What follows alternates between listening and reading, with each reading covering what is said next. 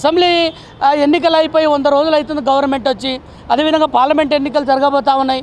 అంటే ఈరోజు బీజేపీని చూసి ఎందుకు ఓట్లేయాలని మేము అడుగుతా ఉన్నాం. అంటే బీజేపీతో నువ్వు అంటగాగి బీజేపీతో సపోర్ట్ చేయండి మాదిగలు అని చెప్పడంలో ఆంతర్యం ఏంది? అసలు ఏం నడుస్తుంది? ఎస్సీ వర్గీకరణ కోసం కేంద్రం ఆమోదం తెలిపింది, అందుకోసమే బీజేపీ సపోర్ట్ చేయాలని గతంలోనే చెప్పారు. అంటే సార్ నేను ఏమంటున్నానంటే కేంద్రము మోదీ ప్రభుత్వం ఆమోదం ఎక్కడ తెలిపింది? అంటే వచ్చి వేదిక మీద వచ్చి మాట్లాడిపోతే కాదు కదా. మేము వేసిన కాంగ్రెస్ పార్టీ వేసిన ఉషా మేరా కమిషన్ ఉంది కదా, దాని ఇంకా మళ్ళీ సపరేట్ కమిటీ వేసారు. కమిటీ వేసినామని చెప్తా ఉన్నారు కేంద్ర ప్రభుత్వం బీజేపీ ప్రభుత్వం. మళ్ళీ కమిటీ ఎందుకు? ఉషా మేరా కమిషన్లో చాలా క్లియర్గా మాదిగలకు అన్యాయం జరిగింది, వర్గీకరణ చేయండి అని చెప్పింది కదా. నీకు చిత్తశుద్ధి ఉంటే బీజేపీకి నువ్వు మోదీ గారి దగ్గరకు పోయి ఆల్రెడీ కమిటీ ఉంది, కమిషన్ ఉంది, వర్గీకరణ చేయమని అడగండి. పార్లమెంట్లో బిల్లు పెట్టమని అనండి, కోర్టు పరిధిలోకి పెట్టి కోర్టులో పెట్టి మళ్ళీ పార్లమెంట్ ఎన్నికల్లో మాకు మద్దతు చేయండి, మేము వర్గీకరణ చేస్తామని చెప్తే ఇక ఎన్నాళ్ళని నమ్ముతారు? మందకృష్ణ మాదిగ గారు, మందకృష్ణ మాదిగ గారికి రిక్వెస్ట్ చేస్తూ ఉన్నా, నేను ఆయనకు విజ్ఞప్తి చేస్తూ ఉన్నా. కాంగ్రెస్ పార్టీ అంటేనే పేదల పార్టీ, బడుగు బలహీన వర్గాల పార్టీ, మాదిగల పార్టీ, మాదిగలకు ప్రాధాన్యత ఇచ్చినటువంటి పార్టీ. ఈరోజు రేవంత్ రెడ్డి గారి నాయకత్వంలో మాదిగలను ముందుకు తీసుకెళ్తున్నటువంటి పార్టీ. మేమేదో మభ్యపెట్టడానికి చెప్పట్లేదు, ఉన్న వాస్తవాలే చెప్తా ఉన్నాం. కాబట్టి రేవంత్ రెడ్డి గారి నాయకత్వంలో నేను 10 సంవత్సరాలుగా పనిచేస్తా ఉన్నా, నాకు తెలుసు. నేను మామూలు కార్యకర్తలు ఉస్మానియా యూనివర్సిటీలో చదువుకున్నటువంటి విద్యార్థి నాయకుడిని.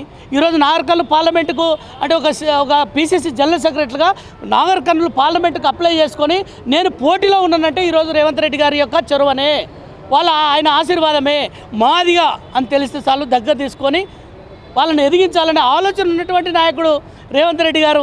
కానీ రేవంత్ రెడ్డి గారి మీద కాంగ్రెస్ ప్రభుత్వం మీద ఆరోపణలు చేస్తే ఇది కరెక్ట్ కాదు. అన్న మందకృష్ణ అన్న, ఇప్పటికైనా మీరు ఏదన్నా ఆలోచన చేస్తే దాన్ని రిటర్న్ తీసుకొని ఈరోజు కాంగ్రెస్ పార్టీకి మద్దతు చేయండి, రేవంత్ రెడ్డి గారితో కలిసి నడవండి. మన మాదిగల భవిష్యత్తును ఈడ ముందుకు తీసుకెళ్దాం.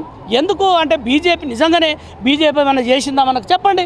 బీజేపీ మాదిగల కోసం ఏమైనా చేస్తే నిజంగానే మాదిగ సమాజం అంతా అర్చిస్తుంది. సమాజంలో నిజంగానే మందకృష్ణ మాదిగ మాట్లాడేటువంటి మాటలు నిజమే అనుకుంటారు. కానీ ఈరోజు మాదిగలను మట్టి పెట్టి మాదిగలను అసలు అంచివేసినటువంటి పార్టీ బంగారు లక్ష్మణ్ అనే మాదిగా ఉంటే, బీజేపీలో జాతీయ అధ్యక్షుడు ఉంటే, ఆ బంగారు లక్ష్మణ్ను ₹1,00,000 అవినీతి చేశాడని చెప్పేసి ఆరోపణలు చేసి అవమానించి బయటకు పంపారు కదా బీజేపీ. ఈరోజు బీజేపీకి మాదిగల సపోర్ట్ అంటే ఎంత దారుణమన్నా మందకృష్ణనా? ఇది కరెక్ట్ కాదు. ఒక్కసారి బంగారు లక్ష్మణ్ పరిస్థితి ఏందో తెలుసుకోండి. మిమ్మల్ని దగ్గర తీసినంత మాత్రాన, మోదీ శభాష్ అని కౌలిగించుకున్నంత మాత్రాన దాంట్లో విష కౌగిలి ఉండేమో ఒకసారి ఆలోచన చేయి.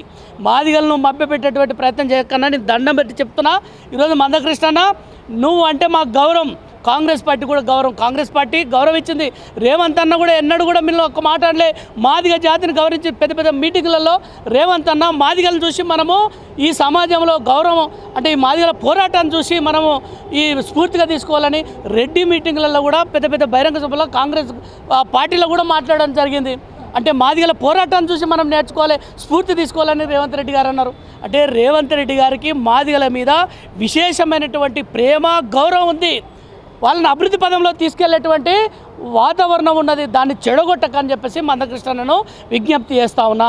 Thank you very much. ఇది మొత్తంగా టీపీసీసీ ప్రధాన కార్యదర్శి గారు వెంకటేష్ గారు ప్రధానం చెప్తుంది. సో మాదిగలను మభ్యపెట్టద్దు, ఎందుకంటే మాదిగల కోసం కాంగ్రెస్ పార్టీ కట్టుబడి ఉంది. మందకృష్ణ వ్యాఖ్యలు మీ పార్టీ మాత్రం ఎందుకు అలా వ్యాఖ్యలు చేస్తారో తెలియదు, కానీ రేవంత్ రెడ్డి గారికి మాత్రం స్పష్టమైన అవగాహన ఉంది.